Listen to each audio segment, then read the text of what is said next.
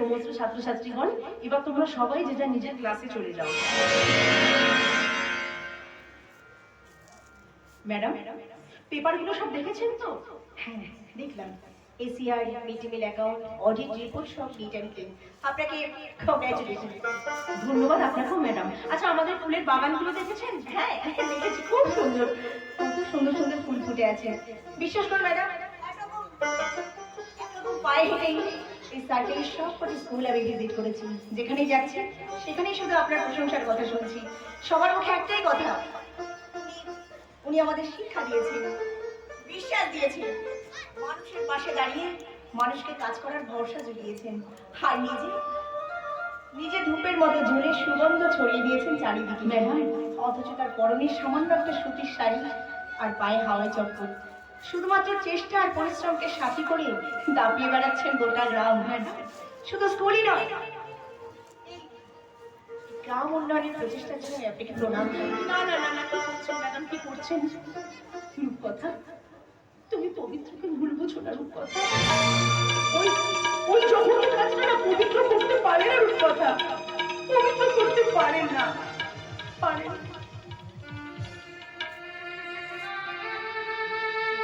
বৌদি, তুমি ক্লাসে যাও, আমার দেরি হচ্ছে, আমি চলি।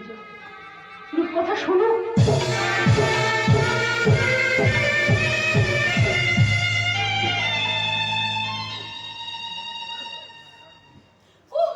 আমি আর চলতে পারছি না পলাশ, পরে যে আমার ভীষণ লাগছে। দেখো মল্লিকা, আর তো বেশি পথ বাকি নেই, সামনেই ভাগা ডাস্টবিন, তারপরেই আমাদের গ্রাম। হঠাৎ করে বড় বড়, তাই আমাদের এই বিপত্তি পায়ে হেঁটে হেঁটে বাড়ি ফিরতে হচ্ছে। কিন্তু আমি যে চলতে পারছি না, তাছাড়া অন্ধকার হয়ে আছে।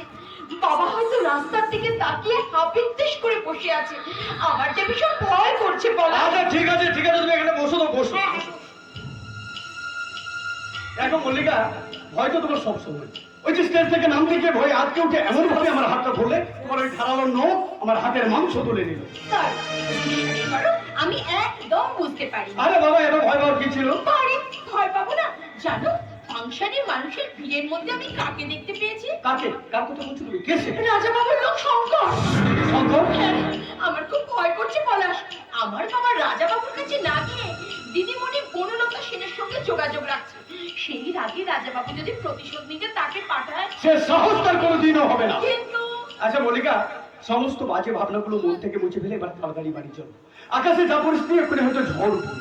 কিন্তু তার আগে আমার মনের আকাশেই যে ঝড় উঠেছে পলাশ। সেই ঝড়ের নাম বুঝি কাল বৈশাখী? ভালোবাসা। ভালোবাসা? হ্যাঁ ভালোবাসা। ঝড় উঠেছে পলাশ, ঝড় উঠেছে, ভেঙে গেছে মনের অবরুদ্ধ দোয়ার। আমার হৃদয় ক্যানভাসে তুমি এঁকে দিয়েছো ভালোবাসার রামধনু।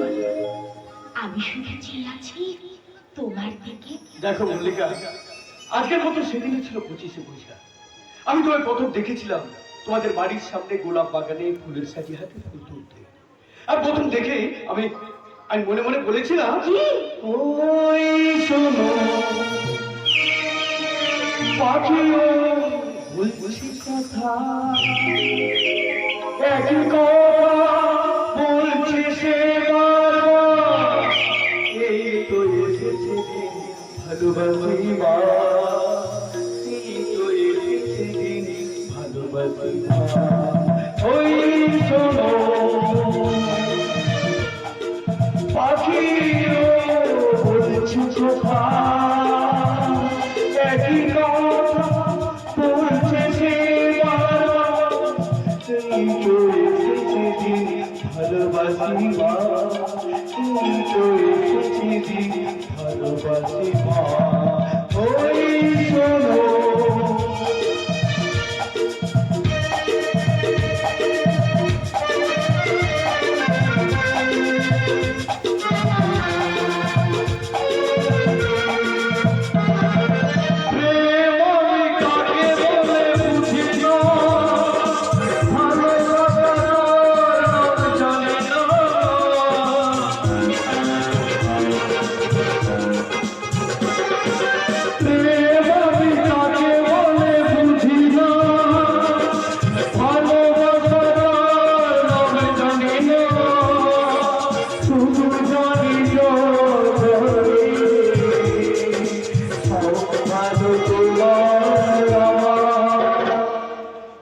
এই তো এসেছে দিন ভালোবাসিবার, এই তো এসেছে দিন ভালোবাসিবার।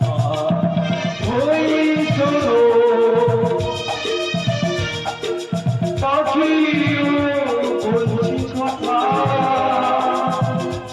একই কথা বলছে সে বারবার। এই তো এসেছে দিন ভালোবাসিবার, এই তো এসেছে দিন ভালোবাসিবার। চলো তাড়াতাড়ি আমরা বাড়ি চলে যাই। মল্লিকা, আকাশের যা পরিস্থিতি এক্ষুনি হয়তো ঝড় উঠবে। হ্যাঁ চলো চলো। কে? আরে শঙ্কর, শিশা তুই? আমি তো তোর চট্টমালটাকে এই শঙ্কর, ভদ্রভাবে কথা বল। কথা বল। এগুলো ভদ্রলোক কোন সব, হ্যাঁ? কোন সব ভদ্রলোক? শঙ্কর! এই বাতলা না দিয়ে মালটা আমার হাতে ছেড়ে দে, ওকে নিয়ে ভেঙে পড়ি। যদি নিজের ভালো চাস তো আমাদের সামনে থেকে তুই সরে যা শঙ্কর। কি বললি? তোদের সামনে থেকে সরে যাবো। হ্যাঁ হ্যাঁ তুই সরে যাবি, তা না হলে আমি তোকে। ওই, এ শালিটা আমার খোঁজ করছে রে।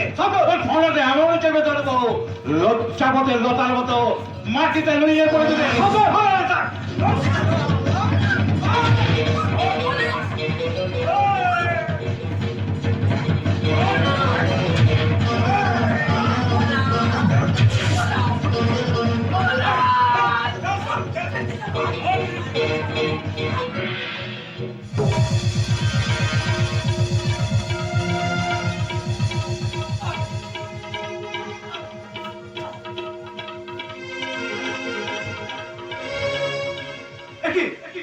মল্লিকা,